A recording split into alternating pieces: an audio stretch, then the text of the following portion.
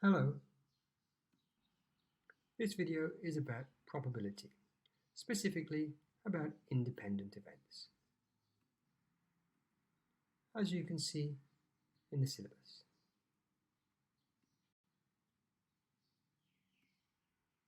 You should be familiar with the two basic probability formulas shown here in page 9 of the formula booklet. And today we'll concentrate on this final formula for independent events, shown here. Two events are said to be independent if the occurrence of one of the events does not affect the probability that the other event occurs.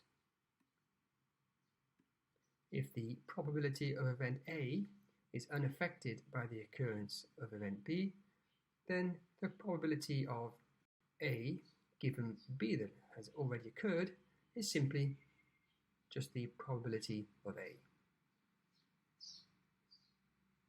And similarly, if the probability of event B is unaffected by the occurrence of event A,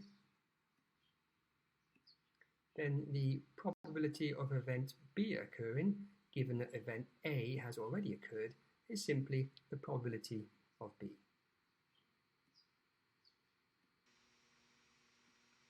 So the formula that we had for finding the probability of both A and B occurring for dependent events here, which was the probability of A occurring multiplied by the probability of B occurring, given that A has already occurred, this formula will simplify.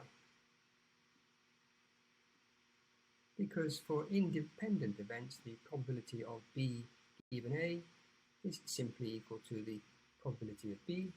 So our formula now becomes the probability of both A and B occurring is equal to the probability of A multiplied by the probability of B. In this question, an individual is randomly picked from a society. And we're told that the event that the person picked is male is independent from the event that the person being of Irish origin. And we're asked to find the probability that a randomly chosen individual is a male of Irish origin. So being a male of Irish origin means that the person must be male and Irish. And as these two characteristics are independent, we can simply multiply the probabilities. So we multiply 0.52, probability of being male, by 0.18, probability of being of Irish origin, and the answer is equal to 0.0936. In this question, the coin is tossed and a die is rolled simultaneously. And we're asked to determine the probability of getting the head on the coin and a 3 on the die. So tossing the coin will not affect the outcomes on the die, or vice versa. So the events are clearly independent. So the probability of getting a head on the coin and a 3 on the dice is simply found by multiplying the two separate probabilities. And that's equal to 1/2 for getting the head on the coin and 1/6 for getting the 3 on the die. And the answer is equal to 1/12.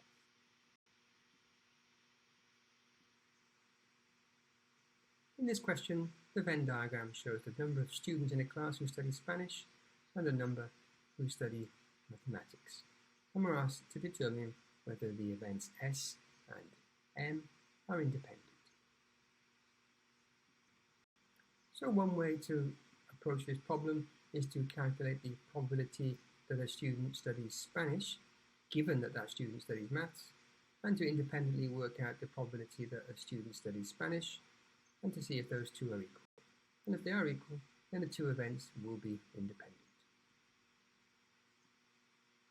So by adding the numbers on the Venn diagram, we can see that there are 20 students in the class. So the probability that a student studies Spanish, you can see that there are 8 students studying Spanish in total, so that's 8 out of 20. And that's equal to 2/5. Next, if we calculate the probability that a student studies Spanish, given that we know that that student also studies mathematics. And as you can see on the Venn diagram, there are 5 students who do study mathematics, and out of those 5 students, 2 of them study Spanish.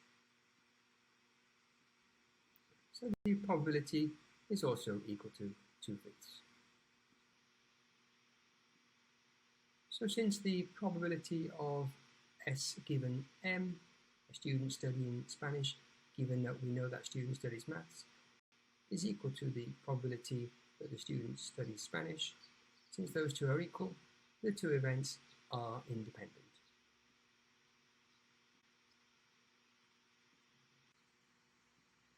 An alternative approach is to calculate the probability that a student studies both Spanish and mathematics, and to see whether that's equal to the product of the individual probabilities.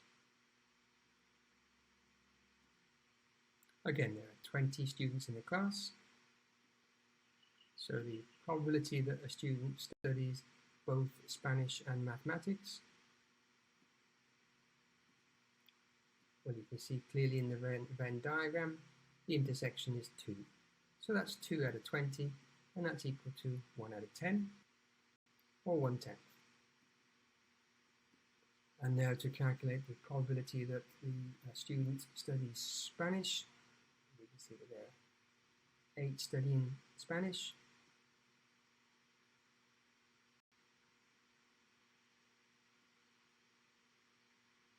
And there are 5 studying mathematics. So that's equal to 8/20 multiplied by 5/20, and that's equal to 1/10. So since the probability of S intersect M is equal to the product of the individual probabilities, then the events S and M again are independent.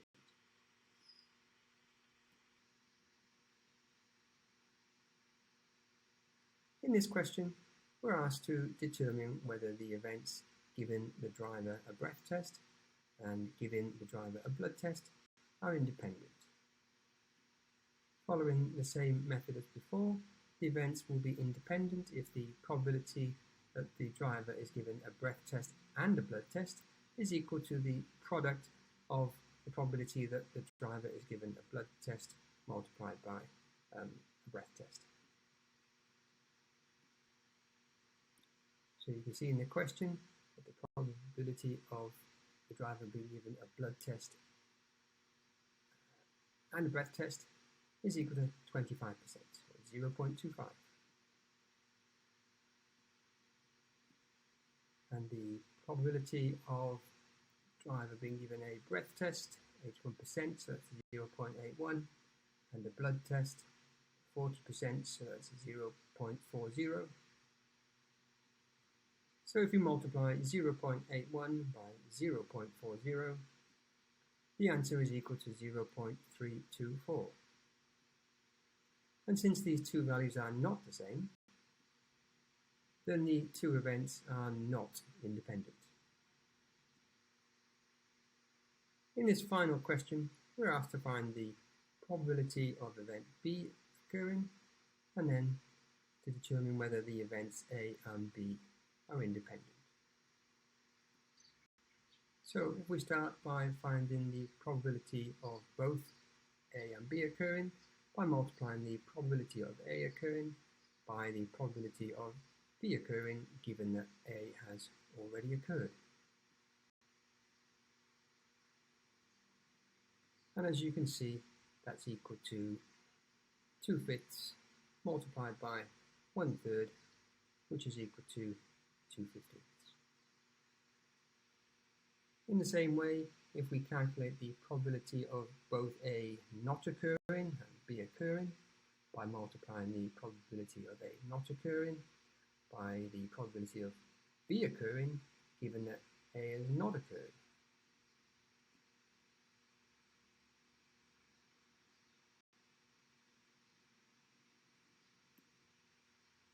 However, to do that, we first need to calculate the probability of A not occurring.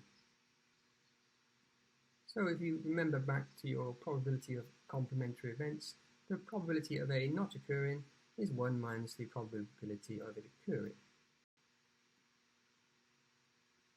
So the probability of A not occurring is 1 minus 2/5, which is equal to 3/5.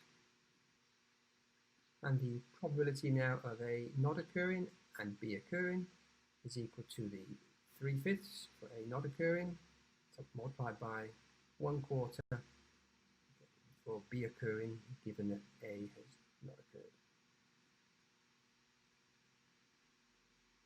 And as you can see, that's equal to 3/20. So the Venn diagram currently looks like this. And the probability of B occurring is the sum of these individual probabilities here. That's the entire circle for B. So it's equal to 2/15 plus 3/20, and that's equal to 17/60.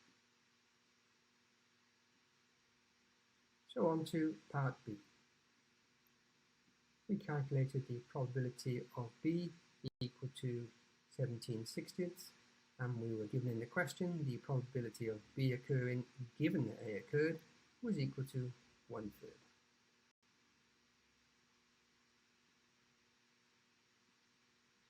And as these two are not the same, then the two events A and B are not independent events.